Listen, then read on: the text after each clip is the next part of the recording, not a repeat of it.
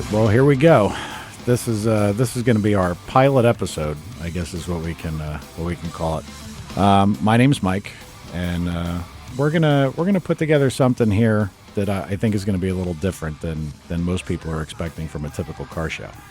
I've got three very good friends here that are all very much car guys through and through, and we're going to talk about everything from street racing to grudge racing, drag racing, half-mile drag racing, as that's going to come up for sure. A lot of us are involved to some extent in motorsports still. I am kind of, I'll say consulting. I talk to people about it, but I don't do the work anymore. I spent many years doing this. Tom, you've been involved in this industry very long time. Long time, 27 years. Is that when you were? Oh, that's only with my current. That's right. With Ask Frank, I guess I was there for 5-ish, something like that. Yep. So it's a long time. Now, Ask Frank first was like I used the term before, a pawn shop. I don't know if that's really the right thing, because you wouldn't go buy your own stuff back, but it was like a swap meet that had a building. It was like a swap meet inside. Yep. Exactly right. So you would take your stuff that you didn't want, and hopefully you could either sell it to them, usually for nothing. Yep. And buy the stuff that you were looking for. Rears, transes, whatever junk you had. Buy, sell, trade. That's what we did. And you were such a dick. I was. You were awful. Yes. I would love to be able to recount the story when I went in there about what a douchebag you were, but it's been so long now I can't completely remember it. I'm glad. But I remember when you first came in from Manly, I was like, you used to work at Ask Frank first, didn't you? And you're like, oh. Like, true. He knew he was such a douchebag. He didn't even want to admit it. That was good. It was just a good thing your dad didn't come to Ask Frank first, or he probably would have just thrown me out and not listened to me. And then we've got Crunch, and that's how you want to be referred to, right? As Crunch? Yes, I do.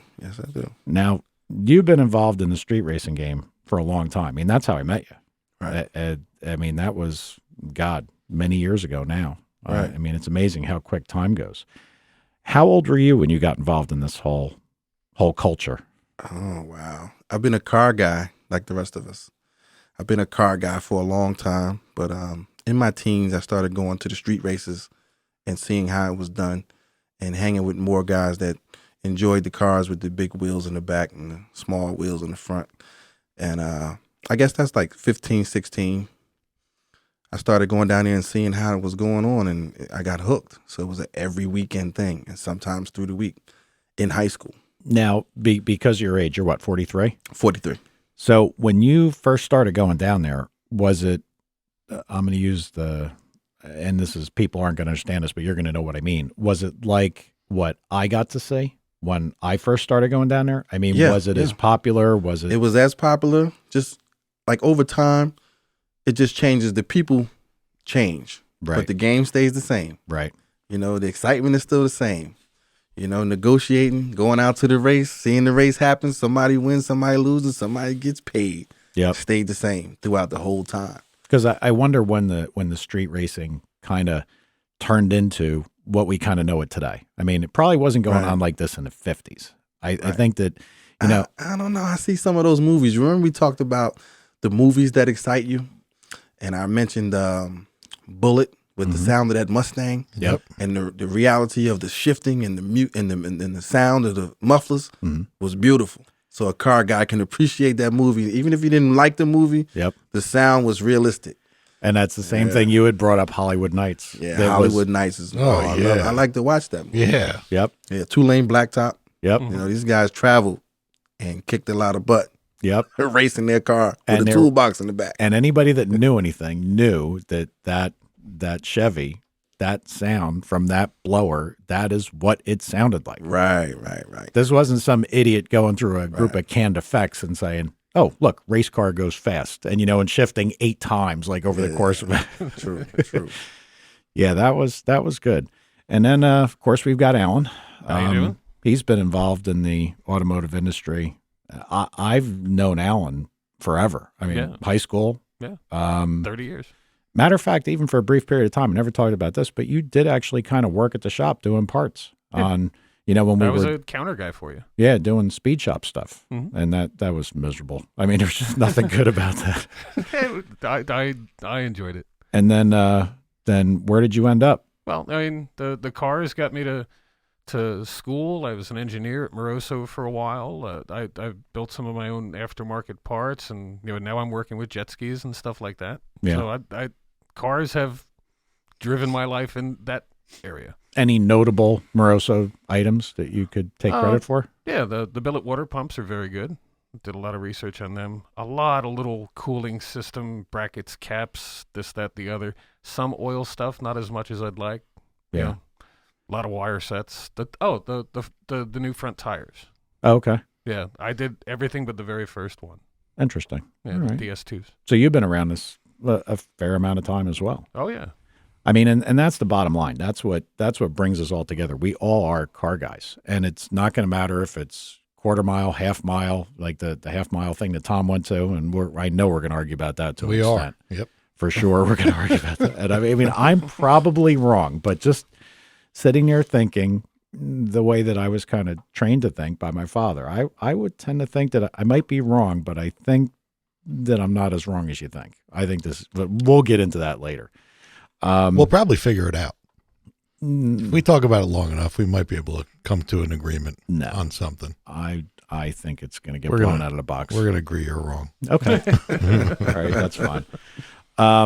But I mean, probably, and one of the things that started the conversation about this, at least for me, was of all things, we probably all seen it, we probably all love it, and we probably all hate it, is Street Outlaws. Oh wow. Yeah. You know, the list. It's the a list, show. The list. it's a show. It's entertainment, but they do have some pretty cool cars. The cars themselves are pretty cool. No, the cars are legit. Yeah.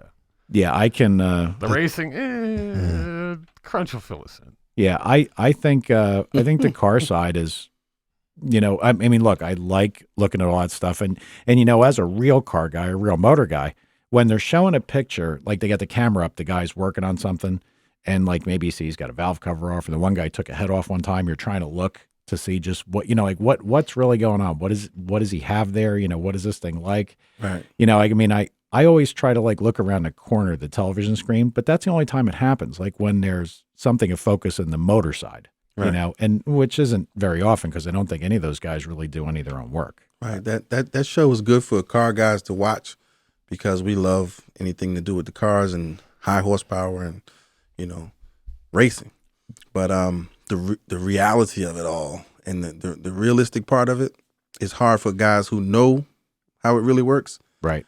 to take that in the way they do it. I mean, it's just, and they have great guys out in that Midwest section that do what we do. Yeah. So I don't know why Hollywood always falls short of bringing the reality to television. Now that's But, for sure. They're Yeah, trying the underground aspect of it all. Now, the guys that from the Midwest, were any of them approached to do the show or no? Actually, I used to argue with the guy Tough Enough. Yeah. I used to argue with this guy on the internet. That's a Chicago guy, right? Yeah. So he's legit out there. Yeah. And we used to go back and forth. I was trying to get him to come to the East Coast to race, but I could never get him to come. He was comfortable where he was. He wanted me to come there, but it's part of the progression of it all. Street racing for us, because we keep going back to the '90s when we met, Right. to what it is now, where it's not really happening like it used to. Yeah. The hangout spots dwindle, police run people away. Yep. The what do they call these cars now? I don't want to say yin yangs. What do they call them? Foreign cars now. Yeah. Sport compact. Yeah, the little cars, and these guys spending $30,000 and $40,000 to go 1250. They kind of changed the game a little. I got to tell a funny story because I remember a guy called me up because we did domestic, primarily Chevrolet purpose-built motors. They were for NHRA stock, NHRA super stock, things like that. And I remember a foreign car guy calling me up, and you get these guys on the phone and they start into their spiel. I've got an Eclipse, I've got a turbo, I've changed the wastegate, I've done this, and I was like, yeah. How do I make it leave better? I said, here's what I want you to do. Back up to the starting line and take off in reverse. And the guy's like, what do you mean? I said, because real race cars drive from the back tires. And that was, I remember my father was sitting there and he looked at me and he's like, only you. I mean, like, make no mistake about it. We would not really work on stuff like that. But well, now that I think of it, there was an eclipse that came to the hole that was terrorizing people back in the early 90s. Did you have something to do with that? no, Okay. I had some stuff to do with one or two guys because it was interesting. But I mean, it was insanely stupid because everything about a front wheel drive car is wrong. Right, Everything. right. Now, when To us. when all wheel drives got better, then that became a whole different story. Right. And then all of a sudden that whole thing shifted. Like everybody's like, oh, look at that little stupid foreign car, I'll race that thing. And then all of a sudden people got probably too afraid of those cars. Like I remember some guy came down there with an all wheel drive car and the guy's like, I ain't fucking with that. And the guy with a big tire, very fast car. And he's not, I was like, that's a little strange. Right. But now, Tom, you were at Philly. I've never been to Philly. Yep. So you've been to other locations where they race? Other than Philly? Other than Philly. Yeah, I've been to Staten Island. I did most of my racing down the shore, down between Point Pleasant and Seaside. That's where I did the most. But I've been to Philly and I've been to Staten Island. And they were both similar to what I hear from Newark. Yeah. I mean, Crunch, you've probably been to Philly, right? Yeah. Philly's nice. Philly's legit. Those guys, they do the same thing we do. Yep. Yeah, but didn't you tell me that they race through traffic lights? Oh, yeah. They have a. I got to try to understand this. Well, you remember we had the 2 lanes Yeah. with the prison as a finish line. The green sign was the starting line. Right. 2 lanes, we block off the highway, stop trucks and everything until we get our race off. Now, just so people have a full visual of this, Right. let's say we met at Simon's Garage. Now, Right. Simon's was kind of where everybody met, and that was where I met Crunch. That was where kind of everything got started. But that's not the first place that this all happened, right? Right. Well, before it was Simon's, it was a church. And before that, it was Avenue P and this and that and stuff I wasn't privy to. Right. So when the cops kept coming around and making everybody disperse, Simon found another place for us to gather, and that became the Triangle that you remember, Right. with cars parked on all over the place, and the gambling spot was right there. Right. And you said you learned some things about gambling. Oh, I learned how to play CeeLo. I learned how to play spades. And, there was a guy, and I don't know. I mean, you can mention names. I don't care. But I don't even know the guy's real name. His name's Bull. Right. And I don't know where Bull came from. He was kind of all of a sudden, he was a Mike Lewis guy and everything, but he always used to call me she. And like whenever we were talking, because I had long hair. And he was a little tough to understand. Like his accent Yeah, made it. Bull is Jamaican, so he has that Jamaican spiel to him. Yeah. And he'd be He's like, still around today negotiating races. was he really? And he'd be Yes. like that. You tell her. And I'm like, her, you motherfucker. I said, I'm standing right here. Huh? And he'd like look past me. He was a fucking character. That guy, but I mean, again, the reason that I bring all this up is geographically where kind of the start of Simon's Road would be, and all around the Triangle and all the little peripheral side roads, there was a lot of area to park a lot of cars. Right. So now you've got tons of people usually congregated like right outside the garage doors or, of Simon's shop. And that's where all the negotiation takes place that people that watch Street Outlaws don't ever hear. Right. I mean, we've always had our personal conversations about this, but nobody, I mean, it happens, but most times it's not heads up. Right. That's not how it goes down. Pretty Right. rare. Spots involved. People might get 15 in the break, 25 in the break, car in the break. You might get White Boy George used to give people 15, and he would break first from the starting line. So Now, he was the guy who's with Jimmy with the yellow Corvette, right? yeah, the yellow Corvette. Yep. Yep. All right. And they were tough. They came to the hole with an agenda, and they used to race Big Simon. Mhm. They used to race at least 2 to 3 times per week, every week, every week for at least a year. Really? Yeah, before they joined teams.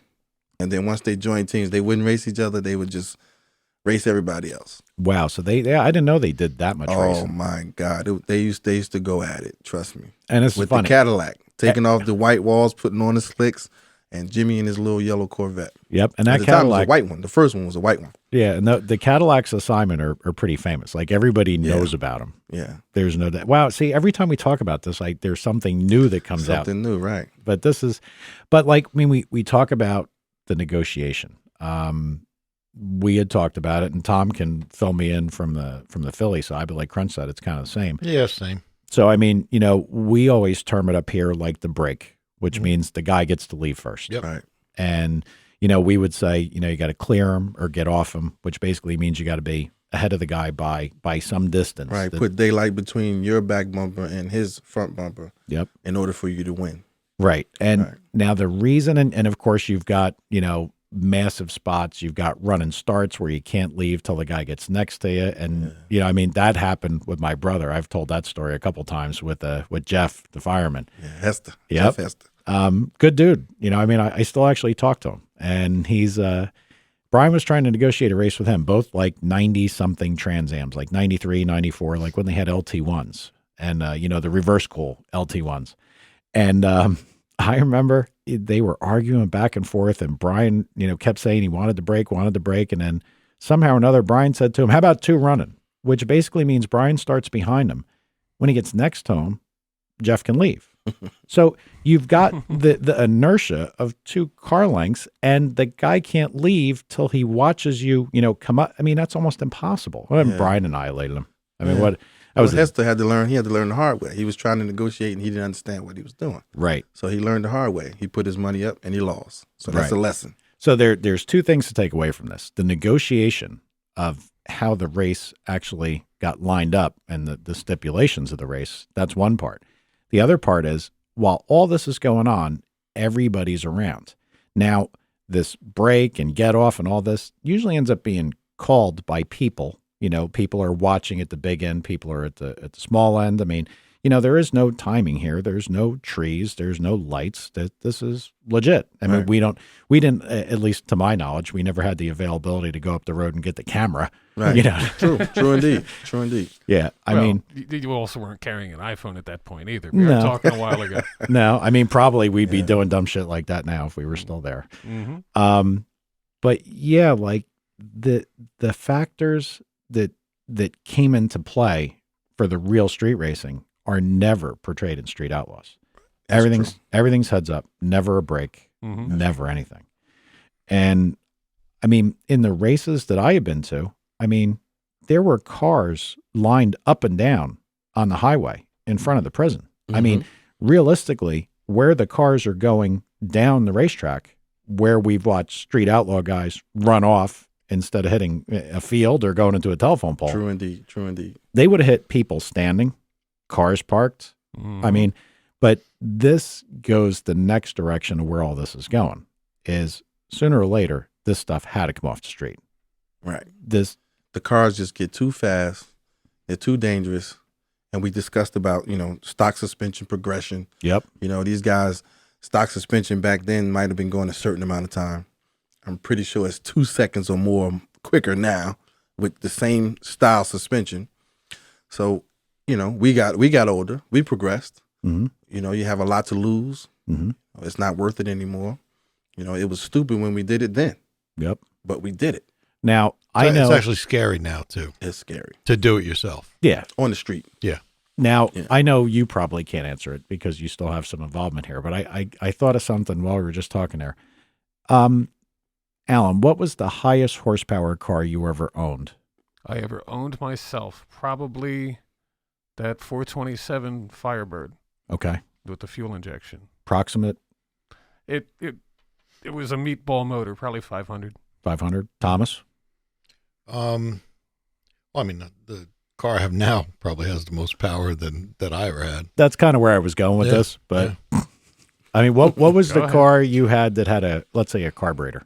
Well, I had my Camaro race car, street race car that had a 355 with Shepherd heads on it, man. Lee Shepherd. Wow. Yeah, it's going back. And a Marvin Miller nitro system. Okay. And it probably made maybe 425 or something like that. And then a single plate. Yeah. So what was a plate kit back then? 150, 200? No, 120, I think. Really? Yeah. Was it? Marvin Miller. Wow. Okay. Now, Crunch, we can't No. talk about your. I mean, I have a race locked up right now that I have to do before June, so we won't talk about that. But we can say that the guys who had 600 and 700 horsepower 20 years ago in a race car, racing on the street for money, probably would be surprised to see the Cadillac roll off the dealership floor with that amount of horsepower now. Yep. Oh yeah. And it's a luxury car. Yep. So we talk about the Corvette, and what's the other car you talked about? The Hellcat from Yeah, Chrysler.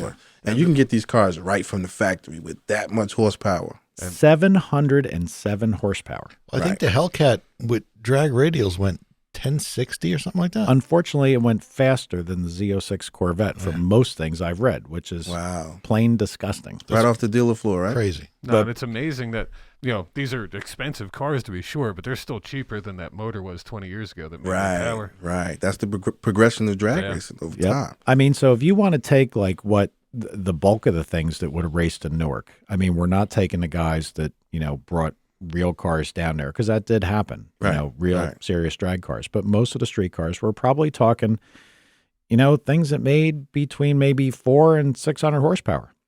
Right. Maybe some guy with a lot of nitrous could get to 7. Right. Well, I remember seeing a car, not to say the guy's name, with a small block with about 3 guns on it, 3 kits. And I pretty much think he was only going mid-9s. Yeah. With 1432 slicks sticking out the side. It had to stick out. So I would imagine if you take that same car, if it sat the same way, and then sit him next to a Cadillac with nitrous, and the Cadillac will beat him. Yeah. It's just the progression of the game. Now you sit here and you look at all that. That's what took this all off the street. Right. That's why it happened. It had to. Yeah. Cars got too fast. Hey, just for reference, the Hellcat 11.2 right off the showroom floor With a street tire. at the a way it buck comes. $1.25, 1080, 126 with a drag radial. Yeah. Wow. That's pretty serious. Crazy. That's crazy, isn't it? It's kind of funny because they've gone back the direction. I mean, granted, far and above, Mhm. but like of the factory hot rods that were what caused the super stock wars that I'm so familiar with from years ago with my father's cars and everything else. I mean, it's really kind of come full circle. But the fact, what made those cars get so much better than they were, say, 20 years ago? And there's only one thing. It's the Technology?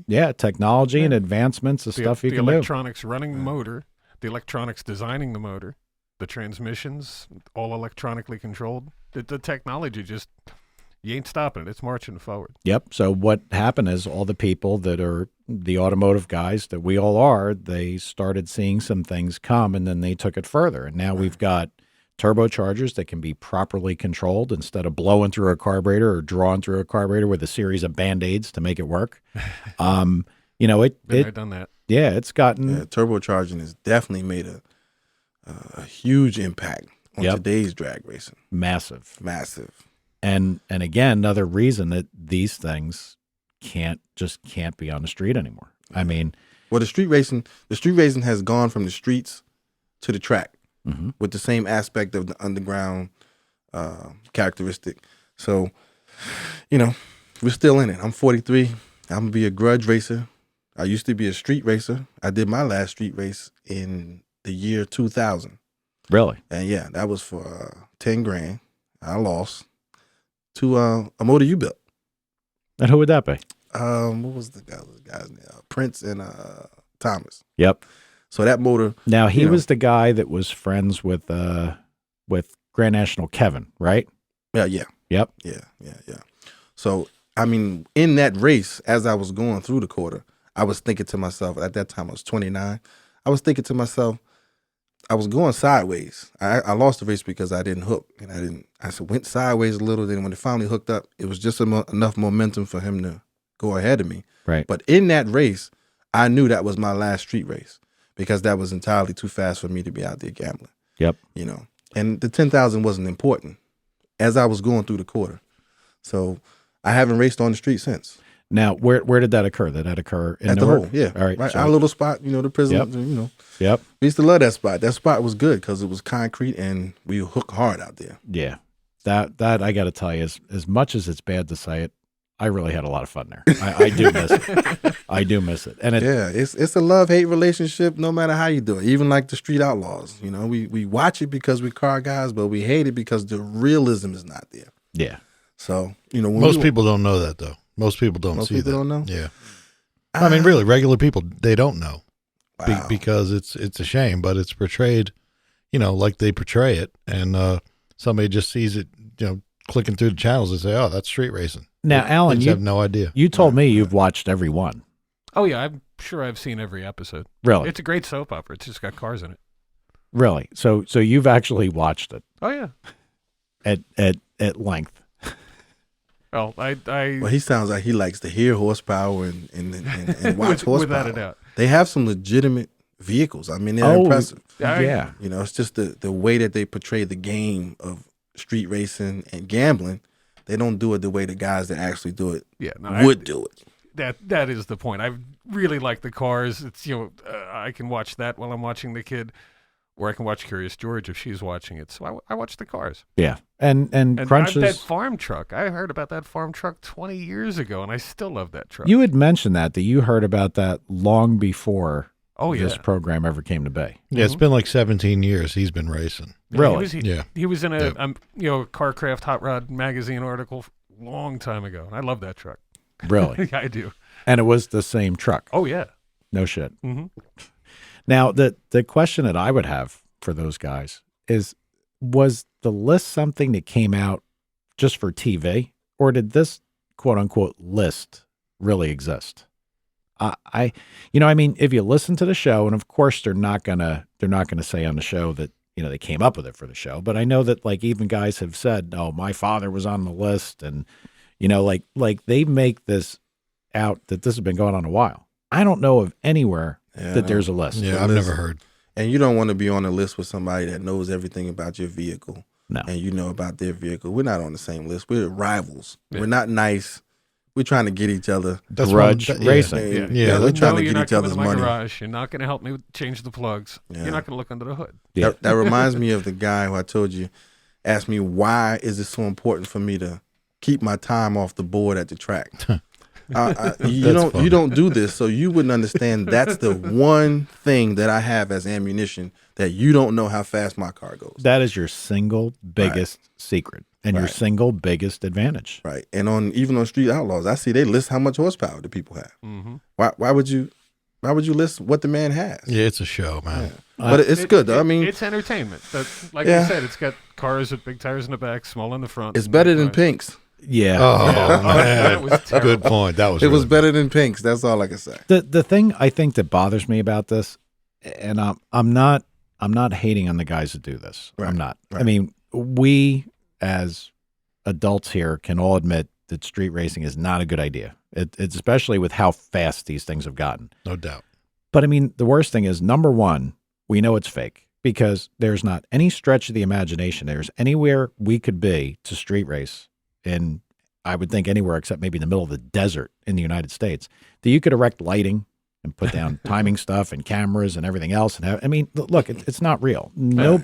Right. But that means that the local authorities have to let this go to an extent. There has to be some kind of, Right. And for street racing, No doubt. when you alleviate the police might come, Yeah. you take away the whole underground aspect of it. Because we had issues with police sometimes. Yeah. And sometimes people had to run from the police.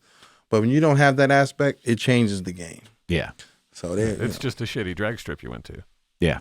Now, I got to tell you that I remember somebody getting killed there in Newark. Mhm. I don't remember. Why do I think it was a motorcycle guy?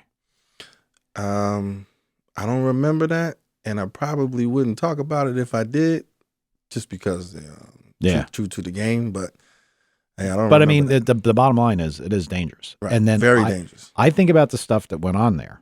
Right. And now you watch these guys, not one now, but two cars have crashed.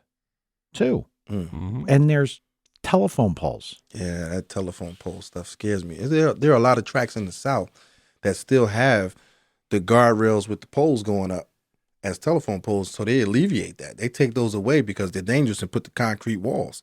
So why would you allow people to go that fast on television with telephone poles is astounding. to Well, me. the girl in the Mustang Mm-hmm. just barely cleared a pole right when she went into the cornfield. Yeah, it wasn't that by much. that I saw. Yeah, it wasn't by. And one this week. I don't know how physically close he was to the pole, but he's spinning 150 feet out, and he's aimed at a pole. Yeah, I mean the perspective that the camera had it, and they might have done that. It might have been in Maybe. Yeah. But the poles are still there. Yeah. Oh yeah. I mean, eventually somebody's going to hit one. Yeah. And yeah, obviously they're racing eighth, but look, those guys in an eighth mile, some of those things are going pretty damn fast. Yeah. They're not, we're not talking about going 60. Well, they Okay. show the speed on TV too, don't they? I Well, don't, sort of. They also play IndyCar sound effects. Wow. See, I didn't even know that. That would piss me off right there. Yeah. They show maybe in the beginning ones, but the other ones are kind of the real vehicles that I've heard. Yeah, no, I'm making fun of Mike and I had spoken about that one. Like in the first season, that I occasionally did hear IndyCar sound effects. Yeah, they might have. I mean, I know It's that. Hollywood. Yeah, I got to tell you, I'm shocked that they got so much wrong, but they got so much right as far as gaining viewership. Mhm. Right. I mean, right. we all watch it, we Yeah. all hate it, and we all love it. Right.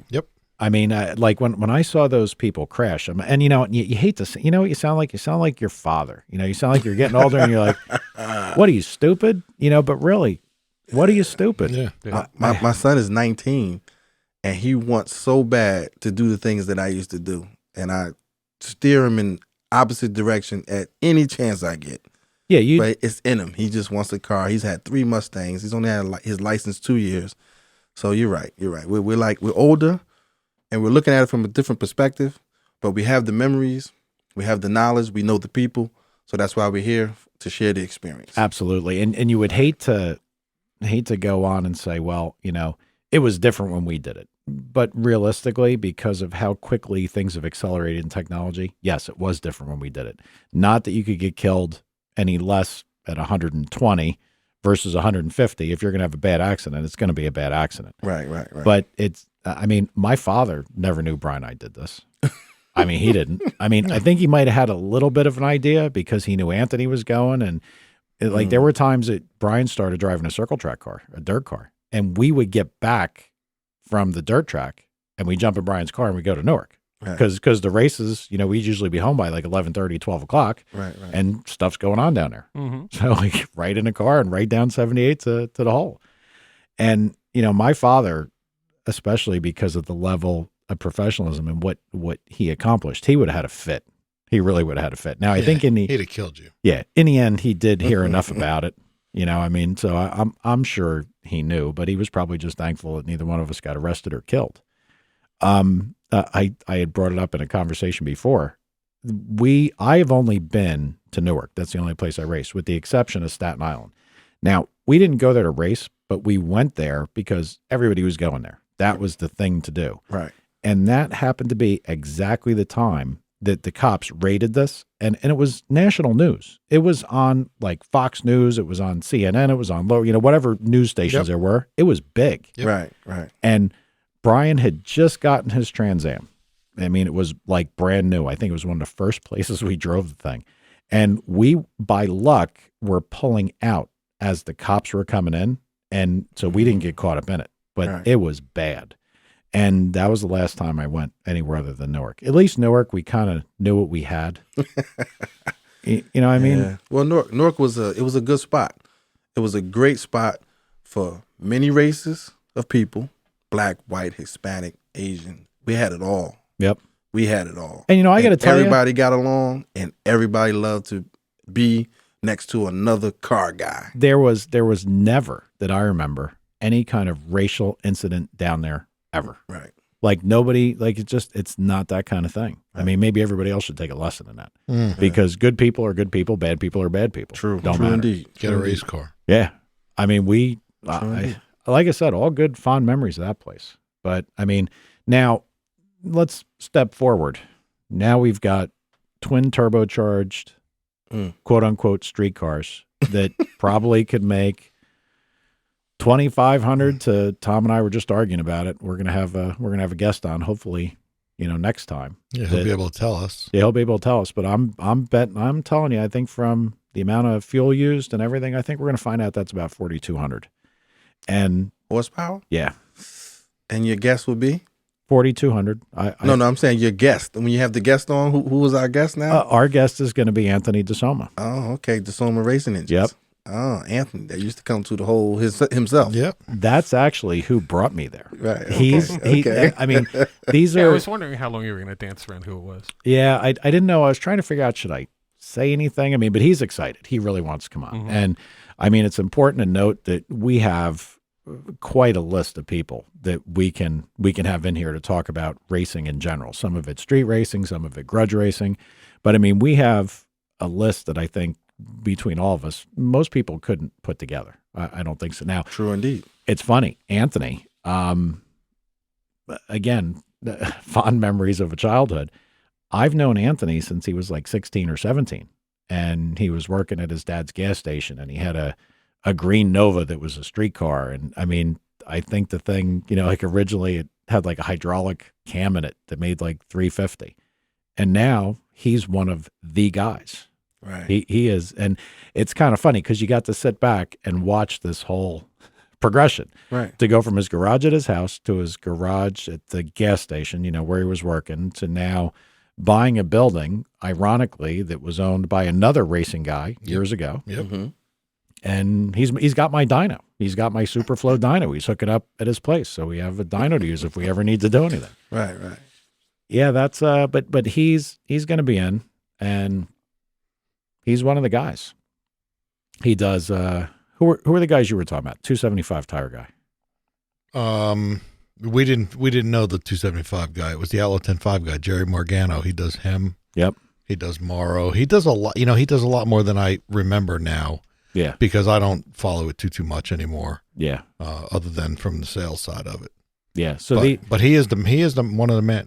He's one of the guys. Yep, and he's gonna have people that want to come on and want to do this. So I mean, we're gonna have some great conversations. There's no doubt about it. I mean, He's definitely the one to talk to about the stock suspension progression. yeah, Oh man, stock suspension is just overwhelming nowadays. And he's gone fast in his own car. oh yeah, I mean, he's got a legit Outlaw car that I'm sure he's gone 200 already.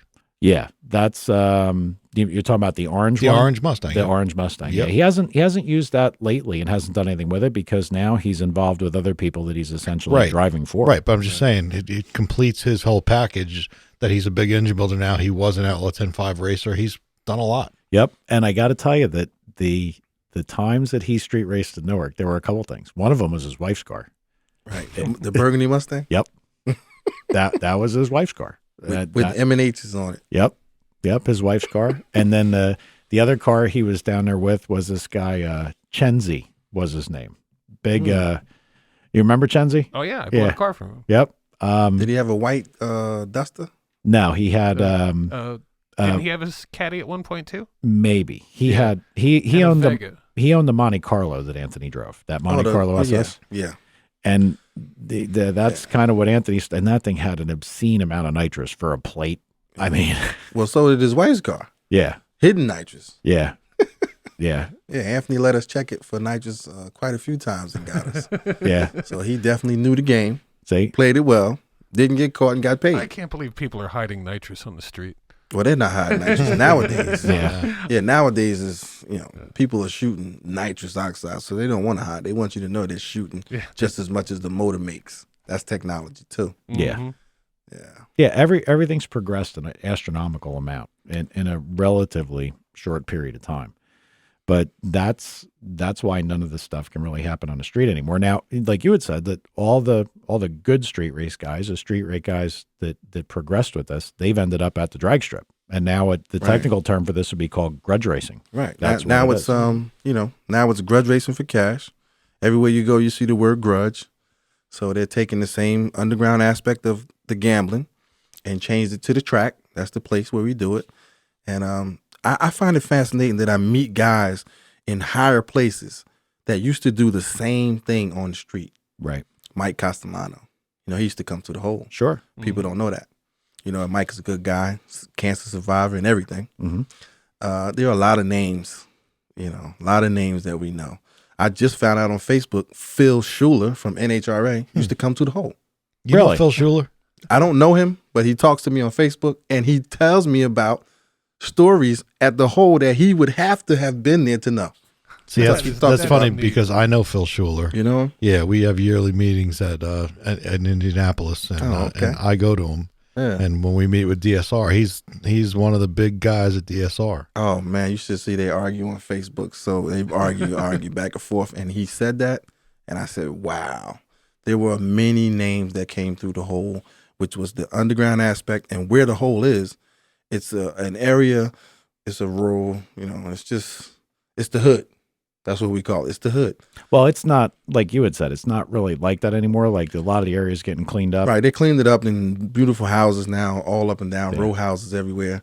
But back then it wasn't the desirable place. Mhm. I don't remember if it was you or might have been Mike, somebody I was talking to, but in that triangle. You talking about Mike Brown? Yeah. Oh, okay. He's part of the firm. Those guys are tough nowadays too. Yeah. Their progression has also been impressive too. Yeah. And I'd like to get him to come in here because he was always entertaining. I like Mike. He's a good They're guy. called the firm.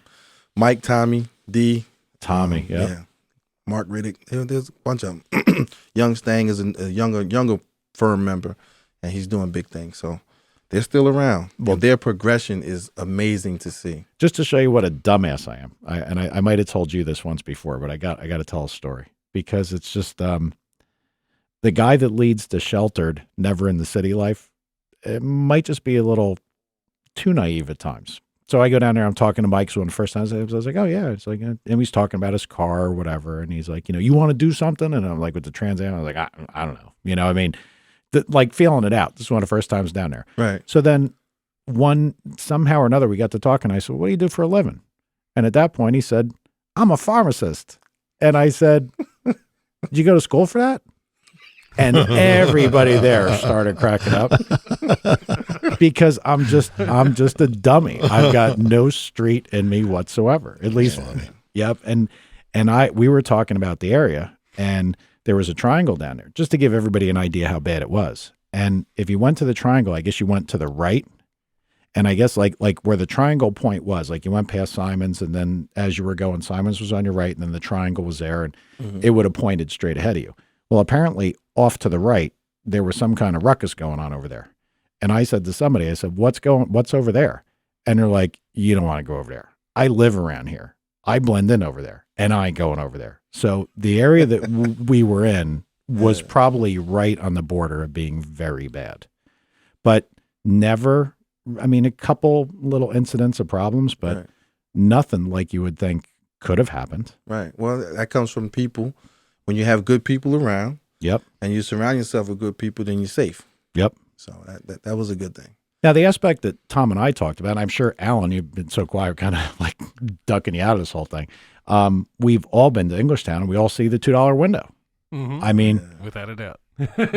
big part of Oh yeah. what essentially street racing was like and what it was about and what it is still about at the racetrack. Yep. I mean, these are where all the side bets happen. Mm-hmm. I mean, The people in the stands betting money. That's the fun part. yeah. No. And it's not like 5 people. I mean, there's a lot of people that engage in this activity. Yeah, Dozens. just listening to the number of voices calling out bets, this is a significant amount of money to bet. Yeah. Yeah, and those are like $2, Yep. $1, $5. Who you think is going to come? They don't even know who owns the car, who drives, how fast they go. Sometimes they just gamble. Yeah. I was just going to say that. Sometimes it's just straight up gamble. Like, I want the red Mustang. They don't know who it is. They don't know how fast it is. It could be a dead stock car. But the better ones know everything. Yeah. Mhm. Yeah, Yeah, there's always a ringer in the crowd. yeah. So you never know. Yeah, that whole aspect of it, but like those side bets and that $2 activity, that always happened with street races. Yeah. And that never happens at Street Outlaws. There's one primary bet. They run heads up Right. for the quote unquote spot on the list. And We keep going back to those. That's a good show, but I tell you. but you know what? It's good. It's good for us and it's good for car guys because it brings a little bit of light on how serious some of these things are, whether they're racing on the street or the racetrack. Right. I mean, if you would think about it, that the average guy at home that doesn't know how to change his tire, if he gets a flat, he doesn't know how to change his oil, doesn't know how to do anything. If he's surfing through that and starts to see some of the stuff, he's got to have a whole new idea of what. And he just thinks it's cool. Yeah. Well, Wow. hopefully, Well, I think he would. And, you said something before about you can't believe how many mistakes they make and are still successful. Yeah. But if you think about how many people were in that group at the Triangle, it's in the big picture, it's not a lot of people that do it. Right. So you're the people that know. Right. You know, you guys are the people that know. Everybody on watching TV really doesn't know. So if it's put out to them, they think that's how it is. Right. It's kind of sad and funny in a way. Not sad, Yeah, the but story becomes the truth. yeah, exactly. Yeah, but it generates. But that's I'd like- Hollywood, right? Did we? Yeah. Did we discuss that about Hollywood and how they always fall short when they try to get that Yeah, reality. they do. there. They always fall short. But as long as they're selling commercial time, that's all that matters. Well, that's what it's about. It's about commercial time, and it's about. I mean, and people have always. I think we had a couple discussions about this. How shows like that get started. Nobody from Discovery or A&E or whoever decided to do a show like this. They don't just say, "Okay, I've got an idea." Sitting in his office with a big A&E sign over his door, we're going to do this. Somebody from that area saw what was going on, saw there's a potential for a show, either knew a production company or a production company approached them. They did a pilot. They did something. They gave it to the network. The network says, we like it. We're going to do a season. We're going to do rights. We sell ad time. You get paid this, whatever. That's how it gets started. This didn't come. Right. Nobody tried to grow the show. This was somebody from probably somewhat on the inside, probably guys like us. Yep. That decided that this would work. Right. But I mean, I definitely want to focus on what really goes on at the real racetracks with the real grudge racing. Right. And I mean, you said yourself, you've got something coming up, right? Yeah, definitely. I have a deposit up to race by June 1st with a young man who he's a beginner, but I call myself trying to school him. This is all taking place on smallblockposse.com, the little website that we have for the grudge racing for cash. And Where are you going to do this? Englishtown. Yeah. Yeah, Englishtown is a home track for me. I don't feel good racing in other tracks unless we go out of town to a home track that's known for the person we're racing, and then it's like a trophy to take the win in their home track. Yep. Right. So for me, Englishtown is our home track, and grudge racing for cash slowed down with the economy. It slowed down for many reasons. We've been going through a recession, the real estate bomb, all that stuff had a big impact on people because it takes money to do what we do. It takes money to gamble on what we do. And not everybody has the kind of money it takes to do this freely because we work hard. I was working General Motors 14 years. When I left General Motors in 2008, it was a big impact. But I started my own business and things are good. So I can still race. Right. But not everybody can still do what they used to do. Yeah, economically. I mean, let's face it, when right. things go bad, your disposable income would be what you'd use for your toys, for your cars. Toys, right. Yeah. Don't be a married man Yeah. with a hot rod. No. That's the first thing to go. And I see it so I'm 43, I've never been married. I've been engaged once, never been married. But the first thing to go when the wife looks at you is anything that you enjoy that had nothing to do with the household. Yeah. That's the hot rod. Now I'm gonna funny. I'm gonna go out on a limb here and hot say I bet you lost a few girlfriends. Oh, because of racing? Yeah. Oh, yeah, definitely. I've had girlfriends come in, and when the first 4 or 5 months of the relationship, perfect, everything's good, the sex is good, everything's good, and then you start talking about I love you. And as soon as you hear that, the first thing they ask me is, well, when are you gonna sell that car? I'm saying to myself, what does that have to do with this relationship? Yep. And I still have the car. And I've been through an 11-year relationship, 4-year relationship, 1-year relationship. They're gone. So I don't know if that's good or bad, but I still love my Camaro. Yeah. And you can always fix the Camaro. Right, yeah. I keep reinventing the Camaro, and she never talks back. So I don't know. Yeah, it's funny. When I was at that race in Florida, sitting eating breakfast with my son and another guy, my nephew, and one of the racers. And this guy's a character, and we're talking about women now, so I got to tell you this. He's talking to me. We're talking about how he's going to go faster. He's got some blow-by issues. He went 189. He was trying to go 200 and a half. Anyway, looks at my son. He says, you married? Joking around. My son's 21. He says, no. You got a girlfriend? Yeah. He says, listen, marry for money because you're going to hate her anyway. I'm like, damn, that's good advice. Oh, man. Now, in your career, yep, you travel a lot. I do. You got to go to race all the time. Your wife all right with it? Yeah. I think she likes getting rid of me. Yeah. Yeah, that's when you stop over, isn't it? That old gag. Yeah. Yeah, I mean, and Alan, I mean, you had long commute.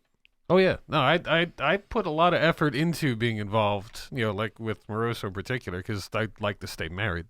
So she wanted to move back to New Jersey, so I was actually commuting 110 miles Wow. Mm. Every day, or would you Every stay day. there? every day. To and from 110, or was No, that 220? 110 one way.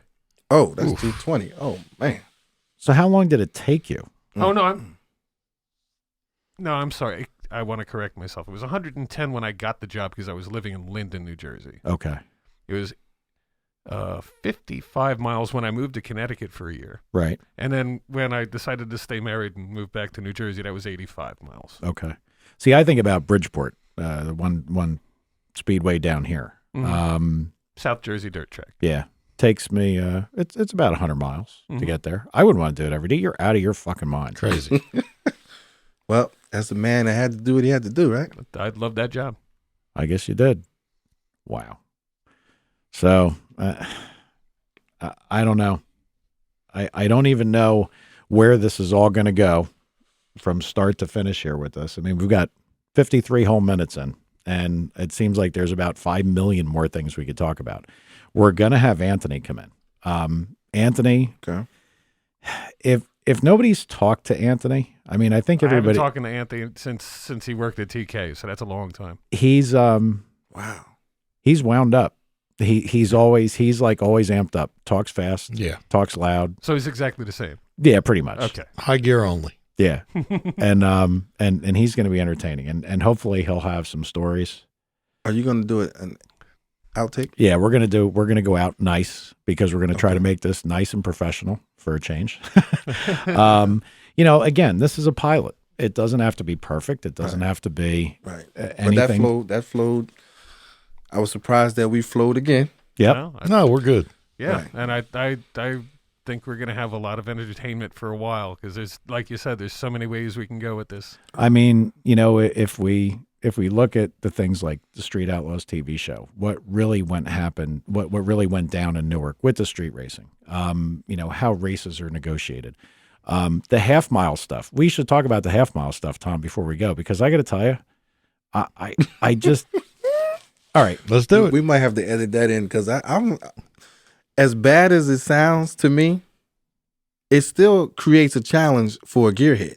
Yep. No doubt. So that aspect alone makes you want to know what's going on. Show me what the rules are, and I'm going to show you that I might be able to do something about that. so this is a That's the part. standing half mile, right? Standing half mile. Christmas tree at an airport. No track prep. No rules. You bring your car, you sign up, and that's it. The biggest mile an hour wins. That's it. All right. Now, this is where. What this are you is gonna- thinking about, Mike? I'm thinking that I want to know if everybody's car is broke, because they should be able to go faster than this. I mean, from the outside looking in, thinking about this. Now, I know what Tom's going to say. You can't hook it. You can't. I mean, look, if you're accelerating in a half mile, it's double a quarter mile. We can be sure of that. Absolutely sure. Good call. So you're telling me that these guys are like spinning their tires for the first quarter. Quarter. Yeah. The fast cars. Yep. And you're telling me that a real chassis type drag car, even on a bad track with a good tire and everything proper, could not get down that track at a rate that would allow them to break these mile an hour records. What was the fastest car there? 233 miles an hour And a half. and a half. Now, I'm not hating on those guys, but I think any one of us could go to a drag strip and watch cars go that fast in a quarter Right. Absolutely. all Wednesday night long. But Yep. then you have to throw in the aspect of where it's at. And he mentioned dust Mhm. on the roads like a regular road. Now that takes away the track prep. When's the That last time takes- you were on the starting line at Englishtown on a good day or Oh, Agco? God, it's been a million years. You know, you walk on the starting line, and if your shoes aren't tied on you tight enough, Yeah, you step out. you step out of them. So but now let's go down, say the 660. Still as sticky or just clean? Oh no, It's still sticky. it's sticky, probably to 1,000 foot. Really? Not as sticky. But to 660, you're still peeling your shoes off You can off still the, hear it off when the you ground. walk. That's Yep, for sure. you can. Yeah. So that would be understandable now. Yeah. I mean, okay, maybe I know it's hard to understand, man, but when you're there, we should go to Texas. That's what we should do. I want to have sneak in and spray the track Because down. I want to see how fast it's they a would good. go. I'll tell you, it was cool to watch. The Corvettes and the CTSVs got boring because everything 2-wheel drive with a lot of power just could not hook. They they would spin for a quarter mile, and I mean, a couple of them. There was a Corvette that went 191. Mhm. There was a CTSV that went 171, and they're heavy. Yeah. But they just can't hook. They had a lot of fun. Man. A couple guys blew up. See, we're car guys, so we want to know. Yeah. I got to go on record here, and I'm going to state this. I think that the next time there's going to be a little bit of time here. Let's see how popular this gets. I think somebody's going to show up there and blow this record out of the box. Well, you said that before, and I forgot to tell you, this was the first race in Ocala. Okay. They've been doing half-mile races for going on 5 years now. Okay. And I mean, the progression has gone up. Have there been leaps and bounds, or has it been?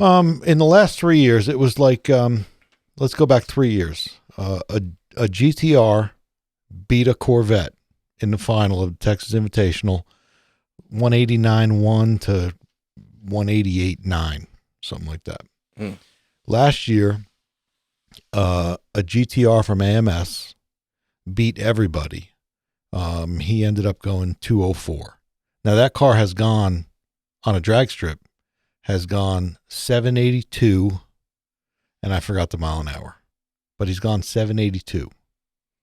Now that's pretty fast. Yeah, that is pretty fast. That's digging. Yeah. On the track. That's digging. Yeah, And he didn't go 782 and a half. right.